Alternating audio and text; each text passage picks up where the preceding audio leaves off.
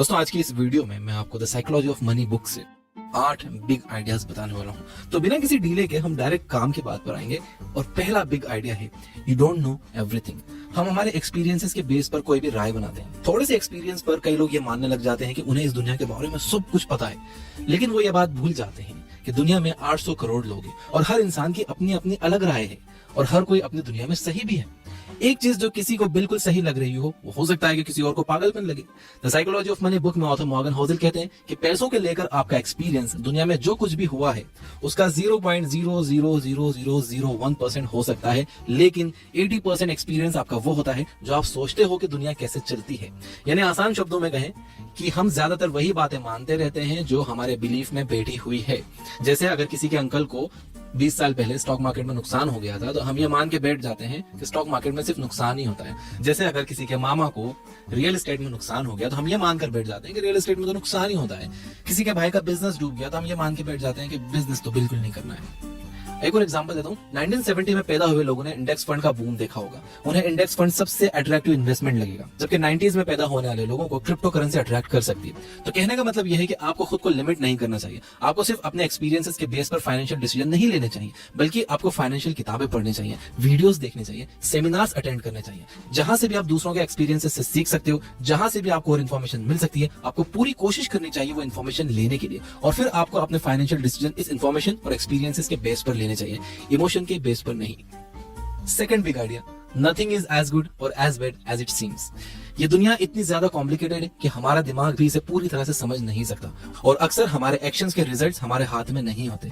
हमारा रिजल्ट्स पर कोई कंट्रोल नहीं होता। जैसे कि मान लो कोई एंटरप्रेन्योर है, उसने एक बहुत अच्छा प्रोडक्ट बना लिया है। अब उसे लग रहा है कि टाइमिंग भी सही है और कंज्यूमर सेंटिमेंट भी उसके फेवर में, लेकिन कोई डिजास्टर आ जाता है और सारा मार्केट डिस्टर्ब हो जाता है और उस एंटरप्रेन्योर का प्लान बेकार हो जाता है, जैसे कि 2020 में कोविड के दौरान हुआ था। ऐसे रिस्क का कोई अंदाजा नहीं लगा सकता। ऑथर मॉर्गन होजल कहते हैं कि नथिंग इज एज गुड और as bad as it seems. यानी जो दिख रहा है वो उतना अच्छा या उतना बुरा नहीं होता। जब भी आप फाइनेंशियल डिसीजन लो, चाहे खुद के लिए या दूसरों के लिए, आपको उसमें लक और रिस्क को ध्यान में रखना चाहिए। कोई भी एक सक्सेस स्टोरी सुनकर, किसी की स्टोरी फोर्ब्स में देखकर डिसीजन नहीं लेना चाहिए, या किसी का एक फेलियर सुनकर आइडिया भी ड्रॉप नहीं करना चाहिए। हो सकता है कि उन लोगों को किसी आउटसाइड रीजन की वजह से सक्सेस मिली हो या फेलियर मिला हो। इसे सर्वाइवरशिप बायस कहते हैं। इस पर मैंने एक बहुत इंफॉर्मेटिव वीडियो बनाई है जो आपके सोचने का तरीका बदल देगा। मैं आई बटन में लिंक दे दूंगा, डिस्क्रिप्शन में भी दे दूंगा, आप वो जरूर देखना। आप इस पूरे टॉपिक को समझ लोगे कि किसी भी एक सक्सेस को देखकर या किसी एक फेलियर को देखकर अपने परमानेंट डिसीजन नहीं लेने चाहिए। आपको करना यह है कि अपने गोल्स तक पहुंचने के लिए काम करते रहो, गलतियों से सीखो, अपनी भी और दूसरों की भी। दूसरों की गलतियों से सीखना बहुत जरूरी है। अगर आप सिर्फ अपनी ही गलतियों से सीखोगे तो आपकी जिंदगी छोटी पड़ जाएगी। और कभी भी सक्सेस को सर पर मत चढ़ने दो और फेलियर से डिस्करेज भी नहीं होना है। थर्ड आइडिया है how much is enough for you. इस इकोनॉमी में और साथ ही हाईएस्ट इन्फ्लेशन में एक जॉब पर डिपेंड होना बिल्कुल अच्छा आइडिया नहीं है। एक साइड हसल होना बहुत अच्छा है और उससे भी अच्छा है कि आपकी मल्टीपल इनकम स्ट्रीम्स हो। लेकिन खुद से पूछिए कि आपके लिए कितना पैसा काफी होगा, क्योंकि हमेशा पैसों के पीछे भागना आपकी मेंटल हेल्थ के लिए सही नहीं होगा। ये माइंडसेट आपको लालच की तरफ ले जाएगा और लालच ने अच्छे अच्छे स्मार्ट लोगों को बर्बाद किया है पास्ट में। इस जाल से बचने के लिए ऑथर मॉर्गन होजल 2 प्रैक्टिकल तरीके बताते हैं। Number 1, stop moving the goal post. अपने लिए एक फिक्स फाइनेंशियल गोल सेट करो और जब आप उसे अचीव कर लो तो आराम करो। अपने हार्डवर्क से मेरे रिजल्ट को एंजॉय करो। आप तब तक खुश रहोगे जब तक आप अपने एक्सपेक्टेशंस को काबू में रखोगे।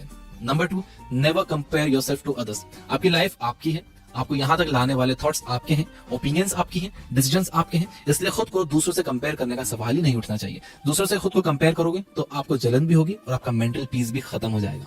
Fourth big idea, understand the power of compounding.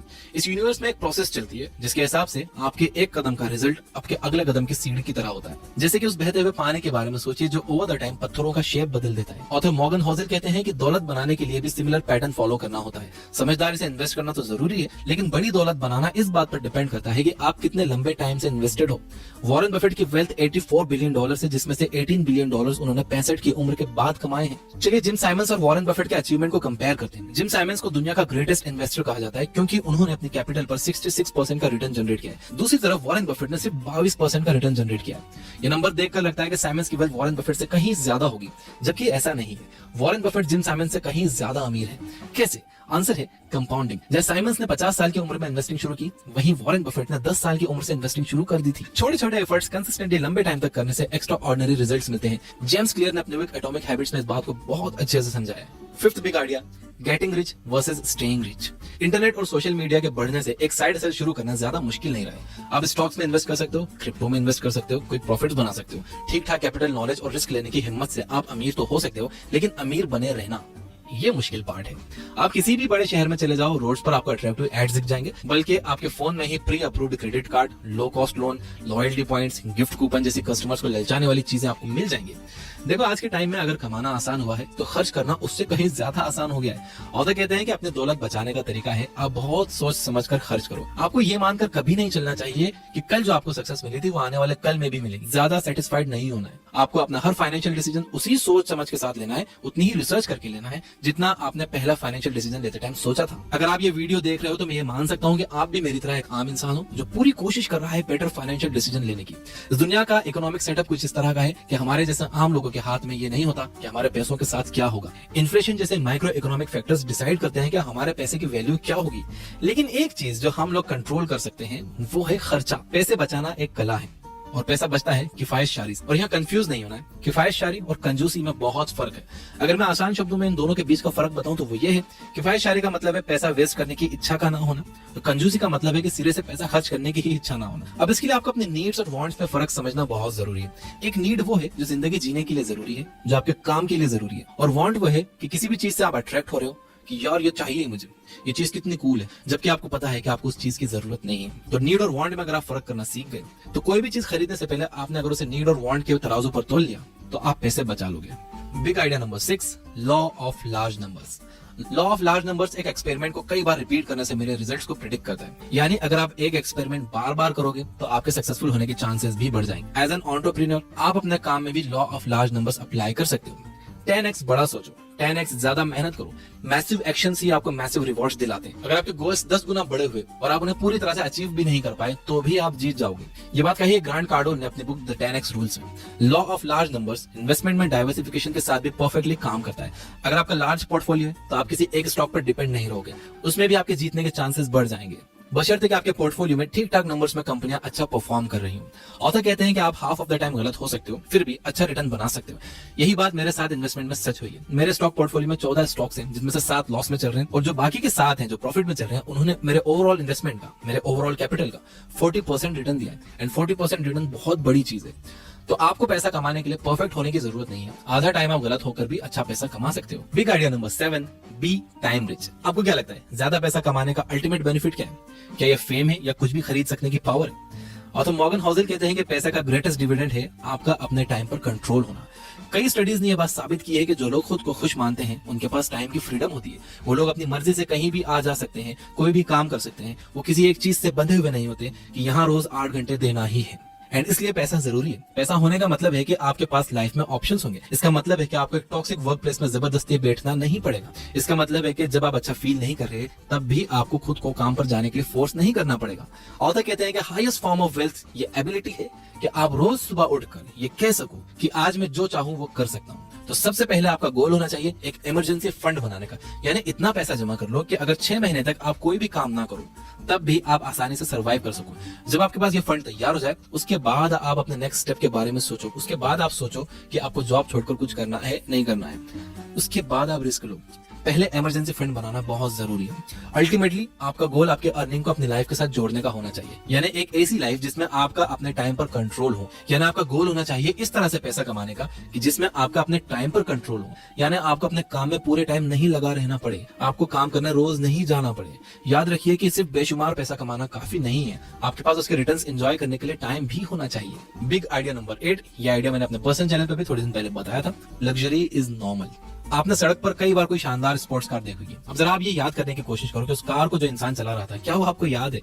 99% chances है कि आपको बस अपना एक्साइटमेंट याद होगा कि आप उस कार को देखकर कितने एक्साइटेड हुए थे, लेकिन उस कार को कौन चला रहा था ये आपको बिल्कुल याद नहीं होगा। Luxury items definitely eye catching होते हैं और यही उनका पर्पस भी होता है। ऑथर कहते हैं कि आप अपने लग्जरी आइटम से जितने इंप्रेस होते हो उतना और कोई इंप्रेस नहीं होता। ऑथर कहते हैं कि आपको लगता है कि लोग आपका लग्जरी आइटम देखकर आपसे इंप्रेस हो रहे हैं, जबकि आपसे इंप्रेस कोई नहीं होता। डे टू डे लाइफ में आपको एक कार की जरूरत होती है, सिर्फ किस लिए? पॉइंट ए से पॉइंट बी जाने के लिए। एक नॉर्मल कार भी आपको पॉइंट ए से पॉइंट बी ले जाएगी, और एक फरारी भी सेम काम करेगी। फर्क यह है कि फरारी के लिए बहुत ज्यादा पैसा लगता है और उसे मेंटेन करने के लिए और भी ज्यादा पैसा लगता है। सारे स्टेटस सिंबल्स सेम होते हैं, टेम्पटिंग होते हैं, बट अल्टीमेटली पॉइंटलेस होते हैं। आपको ये बात याद रखना होगी कि लग्जरी आइटम्स एक्चुअल में लायबिलिटीज हैं, एसेट्स नहीं। ये चीजें आपकी जेब से पैसा निकालती हैं, डालती नहीं है। ऑथर कहते हैं कि गरीब होने का सबसे आसान तरीका है कि अमीर होने का दिखावा किया जाए। अब इसका मतलब ये बिल्कुल नहीं है कि आपको लग्जरी कार्स बिल्कुल ही नहीं खरीदने चाहिए। रैपर जेजी ने एक बड़ी अच्छी बात कही है कि अगर आप किसी चीज को 2 बार नहीं खरीद सकते, तो इसका मतलब ये है कि आप उसे अफोर्ड नहीं कर सकते। एक और रूल है, the 30 day rule. I don't know किसने बनाया। इसके हिसाब से अगर किसी चीज को खरीदने के लिए आपका दिल लल जाए तो आपको 30 दिन रुक जाना चाहिए। 30 दिन के बाद भी आपको अगर उसकी जरूरत महसूस हो कि यार बिना उसके काम नहीं चलेगा, तो वो चीज आपको ले लेनी चाहिए। और ये जितने भी लग्जरी आइटम्स हैं, इसको आपने अपनी पैसिव इनकम से लेना चाहिए।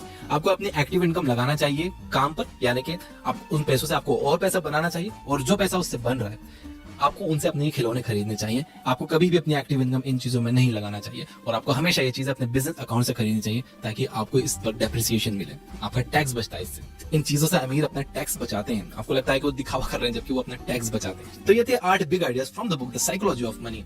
अगर मैं इसे रिपीट करूं तो नंबर 1 है, यू डोंट नो एवरीथिंग। आप ये मानकर मत चलो कि आप सब कुछ जानते हो। आप बस वही जानते हो जो आपके बिलीफ में बैठा हुआ है। इसलिए ज्यादा से ज्यादा लोगों से सीखो, और उनके एक्सपीरियंसेस और अपने एक्सपीरियंसेस, उनकी गलती और अपनी गलती, ये सब ध्यान में रखकर फिर अपने फाइनेंशियल डिसीजन लो। नंबर 2 है, nothing is as good as bad as it seems. यानी जो जितना अच्छा दिखता है, जितना बुरा दिखता है, वो वैसा होता नहीं है। किसी की एक सक्सेस स्टोरी सुनकर या किसी का फेलियर सुनकर वो काम करने मत लग जाओ, या वो आइडिया ड्रॉप मत कर दो। सर्वाइवरशिप बायस को समझो, लिंक डिस्क्रिप्शन में है उस वीडियो का। नंबर 3 है, how much is enough for you. देखो, ये डिसाइड कर लो कि आपके लिए कितना काफी है। अगर आप बिना गोल बनाए पैसों के पीछे भागे ही जाओगे तो आपके मन में बहुत लालच आ जाएगा। कहते हैं ना, लालच की मां गला कटाती है।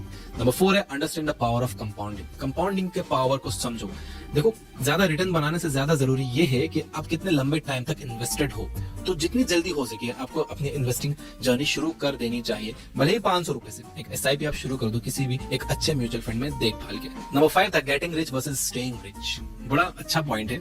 अमीर बनना तो ठीक है, आप बन गए, लेकिन अमीर बने रहना ये बड़ा मुश्किल पार्ट है। कुछ लोगों की इतनी इनकम नहीं होती, वो लेकिन वो लोन पर ये फ्लैशी चीजें, लग्जरी चीजें खरीद कर समझते हैं कि वो अमीर हैं, जबकि वो अमीर होने का दिखावा करते हैं। और यही गरीब होने का सबसे आसान तरीका है। तो getting rich versus staying rich में फर्क समझिए। नंबर 6 था, लॉ ऑफ लार्ज नंबर्स। आप जितनी ज्यादा बार किसी काम को करोगे, उतने ज्यादा चांसेस आपके बन जाएंगे अच्छे रिजल्ट्स प्रोड्यूस करने के। जैसे कि मैं जितनी कंसिस्टेंटली, जितनी ज्यादा वीडियोस अपलोड करूंगा, तो चांसेस मैं अपने बढ़ा लूंगा कोई भी वीडियो वायरल होने के। अगर मैं करूंगा ही नहीं तो कोई वीडियो चलेगी किससे?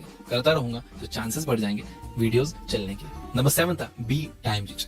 पैसा कमाने का अल्टीमेट बेनिफिट है आपके पास टाइम का होना। पैसा आपको अपने टाइम पर कंट्रोल देता है, और जिन लोगों का टाइम पर कंट्रोल होता है वो ज्यादा खुश रहते हैं। तो देखिए, इनडायरेक्टली बल्कि डायरेक्टली पैसा एक खुशी दे रहा है। जब आपके पास ये कंट्रोल होगा कि आपको कौन से दिन क्या करना है, किस टाइम क्या करना है, कहाँ जाना है, जब आप बंधे हुए नहीं होगे कि यार मुझे बस 9 से 5 यहाँ जाना ही है, मैं और कहीं जा नहीं सकता। जैसे मैं बंधा हुआ था कुछ सालों पहले तक, मैं कहीं आ जा नहीं सकता था, लेकिन जब पैसा आया तो मेरे टाइम पर कंट्रोल मुझे मिला, और मैं अपनी मर्जी से कहीं भी आ जा सकता हूँ, पहले से ज्यादा खुश रहता हूँ। और नंबर 8 था, लग्जरी इज नॉर्मल।